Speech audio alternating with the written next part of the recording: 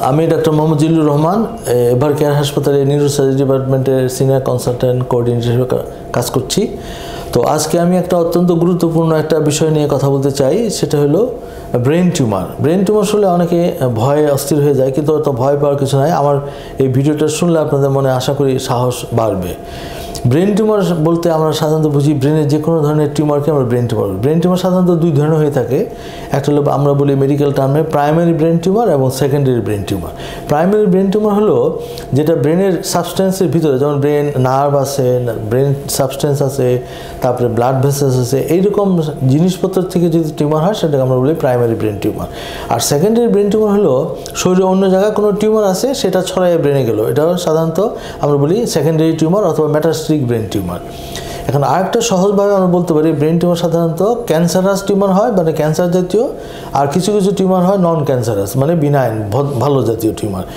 তো benign tumour হলো যেগুলি আস্তে আস্তে গ্রো করে এবং সাধারণত সিমটম কম হয় এবং টিউমার অপারেশন করে ফেললে পুরোপুরি আরোগ্য করা সম্ভব। আর মেলিগন্যান্ট টিউমার সাধারণত অন্য শরীরের অন্য জায়গায় মেলিগন্যান্সির মতো এখানে ব্রেনে মেলিগন্যান্ট টিউমার হয়। এগুলিতে দেখা যায় যে নানা রকম জটিলতা দেখা দেয় এবং এই ধরনের টিউমারগুলি সাধারণত খুব র্যাপিডলি ব্রেনে গ্রো করে, মেলিগন্যান্ট টিউমারগুলি।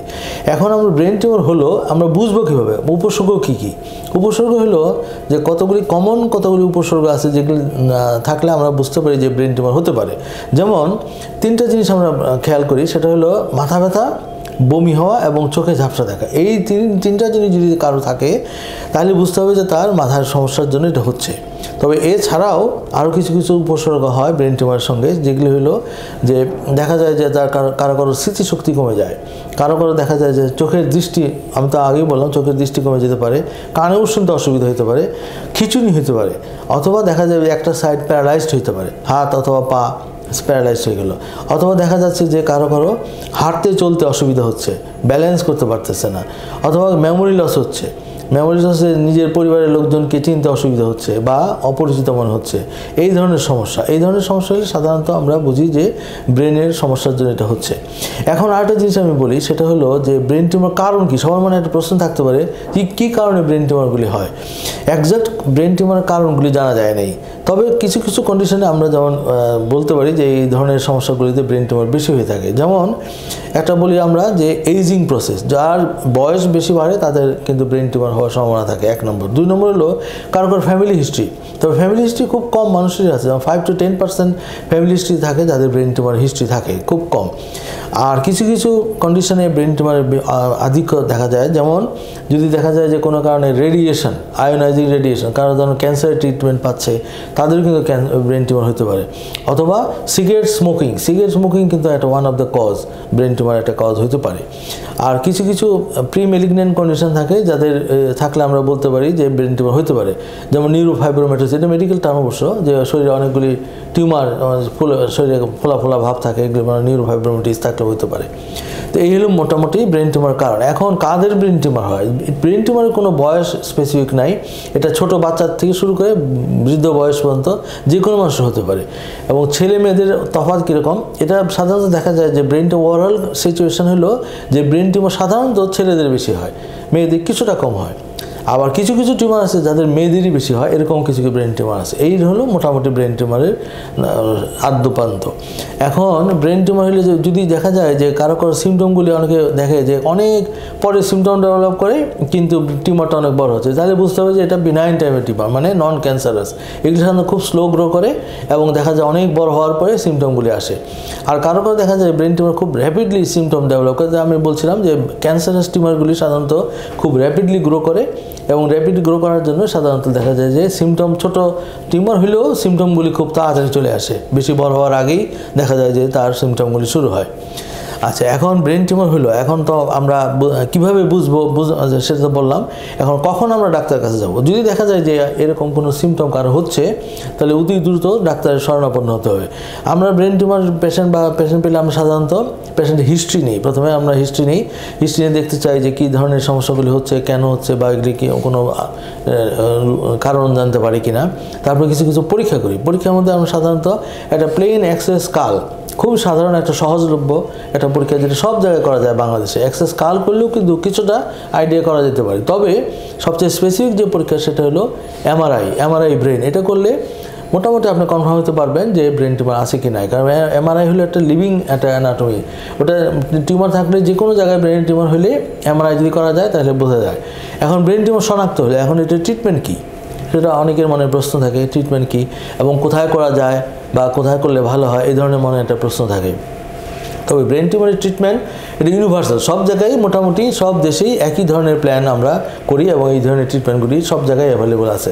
ইভেন আমাদের দেশে ব্রেন টিউমারের সহজলভ্য চিকিৎসা আছে বিভিন্ন হাসপাতালে, এবং আমাদের হাসপাতালেও কিন্তু ব্রেন টিউমার সর্বাধুনিক চিকিৎসা আছে। আচ্ছা, এখন আমরা কী চিকিৎসা করি? চিকিৎসা হলো 3 ধরনের চিকিৎসা হয়। একটা হলো ব্রেন টিউমারের সাধারণত প্রাইমারি ট্রিটমেন্ট হলো অপারেশন।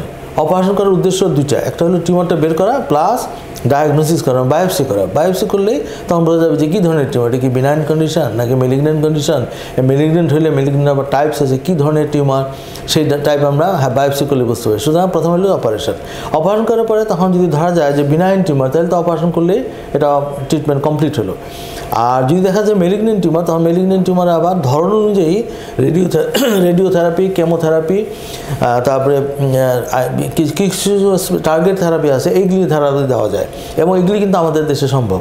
এবং ফলো আপ হলো ইম্পর্টেন্ট এই জন্যই বলি যে একটা ব্রেন টিউমার হলেও আপনি অপারেশন করলেন, অপারেশন করার পরে আমরা জানা গেলো এই টিউমার, পরবর্তী পর্যায়ে রেডিওথেরাপি, কেমোথেরাপি দেওয়ার পরে ফলো আপ করতে হয় যে পেশেন্ট আবার পেশেন্ট রিকার করলো কিনা, মানে আবার টিউমারটা চলে আসলো কিনা। এই জন্য লাইফ লং এটা ফলো আপ করতে হয় এবং ফলো আপ ইম্পর্টেন্ট। আপনি যেখানে অপারেশন করবেন সেখানে ফলো আপ করতে হয়, শুধু একটা অপারেশন করলে কিন্তু সব শেষ না। ওই জন্যই আমরা ফলো আপটা বেশি জোর দিই। এবং ফলো আপগুলি যদি আপনি নিকটস্থ কোনো হাসপাতালে করেন বা একটা ভালো মানের হাসপাতালে যদি করেন, ধরেন আমাদের হাসপাতালে করলেন, তাহলে কিন্তু আপনি ফলো আপ কিন্তু আমাদের এখানে করতে পারেন। প্রথম অবস্থায় আমরা সাধারণত এই ফলো আপগুলি প্রথম বছরগুলিতে 1 মাস অথবা 2 মাস পর ফলো আপ করতে বলি। তারপর একটা পর্যায়ে পরে দেখা যায় যে 6 মাস পরে করলে হয় বা 1 বছর পরে করলে হয়, কিন্তু ফলো আপ করতে হয়। এখন অপারেশন করলেন আপনি, কিন্তু ফলো আপ করতে দেরি হলো বা সমস্যা হলো, তাহলে কিন্তু ঝামেলা। ওই জন্য যেখানে অপারেশন করতে হয় সেখানে ফলো আপ করতে হবে এবং যেখানে আপনার জন্য সুযোগ সুবিধা আছে এবং আধুনিক চিকিৎসা পদ্ধতি যেখানে আছে সেখানে আমাদের করা উচিত। এটার জন্য অযথা দৌড়দৌড়ি করে বিভিন্ন রকম পরামর্শ নিয়ে অন্য জায়গায় যেয়ে অন্য দেশের বাইরেও অনেকে চিন্তা করেন, এগুলি করার কোনো মানে হয় না। কারণ হলো এই ধরনের চিকিৎসা বাইরে যা আমাদের দেশে কিন্তু একই মানের চিকিৎসা আছে এবং ভালো ট্রিটমেন্ট করার পরে যদি আপনি ফলো আপ ঠিক মতো করতে পারেন তাহলে কিন্তু আপনার পূর্ণাঙ্গ আরোগ্য করা সম্ভব। এবং শুধু তাই না, ব্রেন টিউমার করার পরে কিছু কিছু ক্ষেত্রে দেখা যায় যে তার ফিজিওথেরাপি লাগে, একটা হাত অবশ অথবা একটা পা অবশ হয়ে গেলো, অথবা কথা বলতে সমস্যা হচ্ছে, অথবা চোখে দেখতে সমস্যা হচ্ছে, এই জন্য কিছু রিহ্যাবিলিটেশন ট্রিটমেন্ট দরকার। সেটি কিন্তু যেই হাসপাতালগুলিতে রিহ্যাবিলিটেশনের ট্রিটমেন্ট সুযোগ সুবিধা আছে সেখানে করলেই ভালো। কারণ একটা ওভারঅল ট্রিটমেন্ট হলো আপনার কমপ্লিট ট্রিটমেন্ট বলি আমরা। কমপ্লিট ট্রিটমেন্ট হলো সার্জারির পরে ফলো আপ করার পরে রেডিওথেরাপি, কেমোথেরাপি দেওয়া এবং প্রয়োজন বোধে ফিজিওথেরাপি করে তাকে আরোগ্য করা সম্ভব। এবং আমরা এই জন্যই বলি যে কম্প্রিহেন্সিভ থেরাপি বা ট্রিটমেন্ট যেখানে আছে সেখানেই আপনি নিকটস্থ হাসপাতালগুলিতে আপনার চিকিৎসার জন্য যেতে পারেন এবং সঠিক চিকিৎসা করলে, সঠিক সময়ে সঠিক চিকিৎসা করলে এবং আপনি কিন্তু আরোগ্য করা সম্ভব। এবং এমনও আছে যে পূর্ব অবস্থায় আপনি যে আগে যে প্রফেশনে ছিলেন বা যে কাজ করতেন সেই অবস্থায় কিন্তু ফিরে যাওয়া সম্ভব। ধন্যবাদ।